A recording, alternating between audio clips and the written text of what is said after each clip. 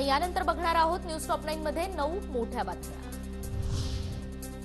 उद्धव ठाकरेंना राम मंदिर सोहळ्याचं निमंत्रण, स्पीड पोस्टने उद्धव ठाकरेंना निमंत्रण मिळाल्याची माहिती।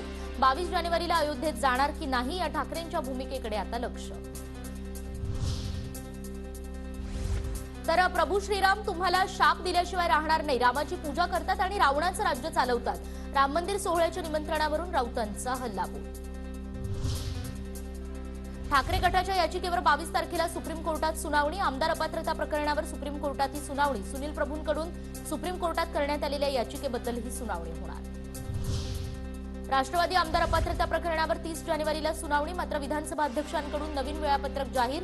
विधानसभा अध्यक्ष वेळ वाढवण्याची मागणी करण्याची शक्यता, तर 31 तारखेपर्यंत सुनावणी पूर्ण करण्याच्या सुप्रीम कोर्टाच्या सूचना। शरद पवार हे हुकुमशहा, तटकरेंकडून सादर करण्यात आलेल्या प्रतिज्ञापत्रात उल्लेख। तटकरेंकडून विधानसभा अध्यक्षांना सादर करण्यात आलेल्या प्रतिज्ञापत्रामध्ये असा हा उल्लेख। अजित पवार गटाच्या वकिलांकडून निवडणूक आयोगात हा युक्तिवाद। राष्ट्रवादीच्या सुनावणीमध्ये आमच्याच बाजूने निकाल लागेल, आमच्याकडे पुरेसं संख्याबळ, अजित पवार गटाचे अनिल पाटील यांचा दावा। 22 आणि 23 जानेवारीला ठाकरे गटाचं नाशकात अधिवेशन। काळाराम मंदिरात महापूजा आणि आरती करणार, राऊतांची माहिती। तर ठाकरे गटाची नाशकात श्रद्धांजली सभा, कार्यक्रमाकडे कुणी ढुंकूनही बघणार नाही, नितेश राणेंचं टीकास्त्र। रवींद्र वायकरांच्या जोगेश्वरी मतदारसंघातील पदाधिकाऱ्यांची काल मातोश्रीवर बैठक। वायकरांच्या पाठीशी पक्ष खंबीरपणे उभा असल्याचा ठाकरेंकडून विश्वास। वायकरांवर कारवाई होण्याची पदाधिकाऱ्यांना भीती।